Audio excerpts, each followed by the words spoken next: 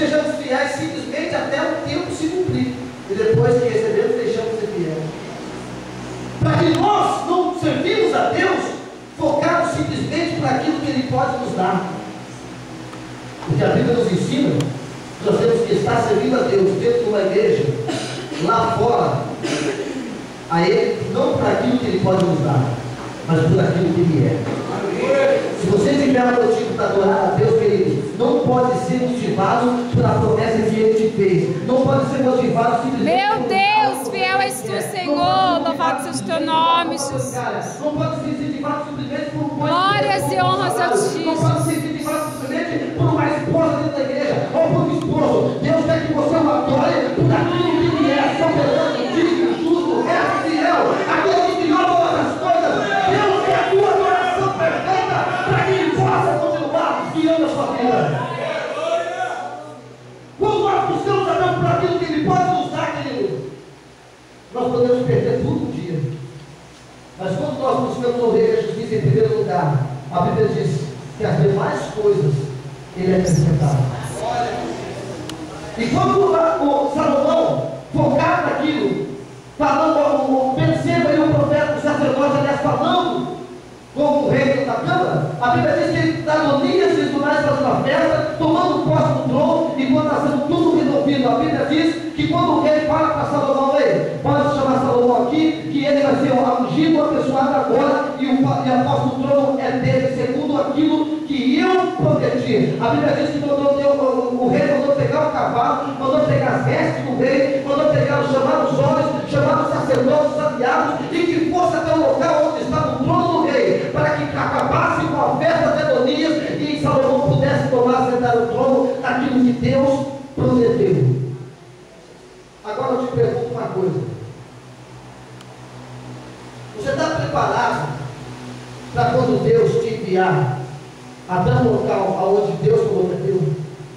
Glória a ti, Jesus. Sabe o que é mais interessante, irmãos?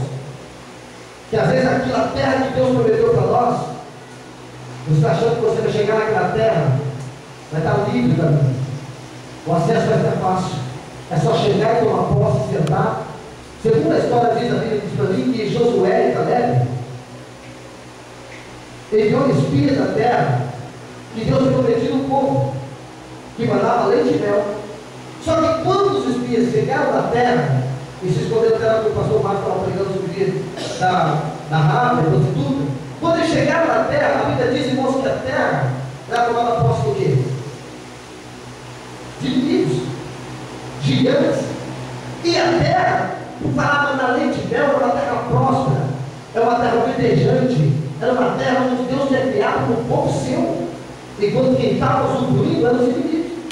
Mas quando eles chegaram à terra, eles voltaram, dizendo: olha, lá tem gigantes, lá tem inimigos, e será que nós podemos confrontar eles? A Bíblia diz, irmãos, que todos temeram, a não ser Josué e Caleb. Eles se prontificaram a lutar contra os gigantes, segundo a Bíblia era parentes de Golias, para que pudesse tomar posse daquilo que Deus tinha dado. Enquanto os demais ficaram com medo. O que acontece com muitos cristãos, isso é hoje. Deus prometeu algo, mas nós vezes achamos que está tudo livre acesso, está tudo fácil. E quando chegamos lá, está cheio de inimigos e nós voltamos para trás com medo. Não vai dar certo. Quem aqui um dia na sua vida chegou para fazer uma entrevista num trabalho, e chegando lá, talvez você olhando para si mesmo, pelo seu estudo, pela sua situação, talvez social, talvez de escola, e quando você chega lá, você vai ter 4, 5 na sala esperando para a entrevista também, você sabendo que já fez faculdade, já estudou, já trabalhou nessa área, já tem mais entendimento que você. Eu já vi pessoas que vão sem fazer entrevista, abaixar a cabeça e falar assim: escuta aí, sabe muito mais que eu, certeza a vaga dela. Pessoas, quando vê, às vezes, pelos olhos humanos, ela já faz de retirada. Ela se recua por quê? Porque não acredita que aquilo que Deus prometeu para ela. Eu contei uma vez aqui, acho que é a última vez que eu vim aqui, pastor, mas eu vou contar para